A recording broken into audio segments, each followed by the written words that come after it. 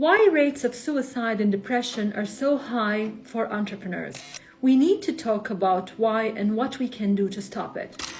As an entrepreneur running various activities to set up your business, it seems that everybody and everything wants a piece of you, and the situation arises to become too stressful and overwhelming, isn't it? Emotional fitness issues are still a taboo and still not talked about enough. But when it comes to company boss, emotional fitness issues sound shameful, vulnerable, and weak, so even talked about less. Bosses are expected to be superb creatures, showing strength, perseverance, always leading with vision, clear vision, directing with wisdom, carrying all burdens without even any complaint, never expected to show the tiniest sign of weakness, and many other stereotyping the entrepreneurial image as media keeps showing us. Company bosses are expected to always look sharp and broadcasting general vibes of optimism, whether on the business side troubles and failures exist or not. Well, I am here to tell you that this is not true. This type of responding to expectations and stereotyping doesn't always lead to success. It may lead to suicide.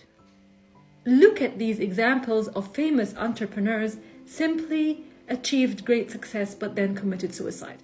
Kate Spade was an American fashion designer and a businesswoman who made a big name for herself with her iconic bags brand. Sadly, in 2018, at the age of 55, she committed suicide. Mao Can-can had achieved much success as an entrepreneur. He had created a successful, well-known gaming company called Majoy. The huge debt crisis pushed him to take this drastic step. Jake Miller was a serial entrepreneur from New Zealand, a self-made millionaire by the age of 24. But his success came with a price of pressure from investors and the media, which led him to take his own life at the age of 26 at his home. And the list can go on. An entrepreneur usually lives under high levels of stress and burnout, psychological struggles, and emotional ups and downs countless times during the entrepreneurial journey. Studies and reports show that entrepreneurs experience dramatically higher rates of psychological disorders like attention deficit disorders and bipolar.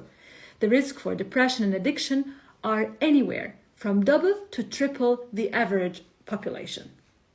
Many entrepreneurs noticing these symptoms but are still not even fully aware of why they are feeling so messed up and how they can handle such issues and stresses. They just park them and exhibit false strength. Once you understand some of these issues, you can recognize them in your own life, and you will start to focus on where exactly to make changes and build emotional and mental fitness. First, schedule time in your calendar to act against social isolation. Go networking. Go mingle with people sharing interests and hobbies, or with circles showing empathy and love. Second, schedule time in your calendar to sit with 2 to 3 coaches to help you regulate your emotional charges, being always outside of the society default mode. Third, personality building via turning weaknesses into strengths, one at a time.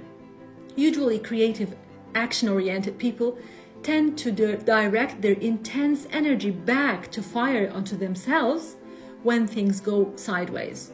So solve your self-sabotage patterns. Fourth, train yourself to build emotional muscles against the constant dealing with failure and rejection. Fifth, set clear boundaries on working hours.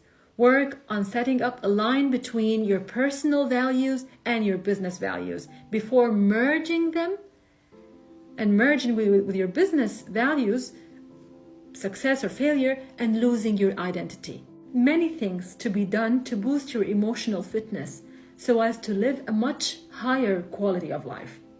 That's it for today. and follow for more.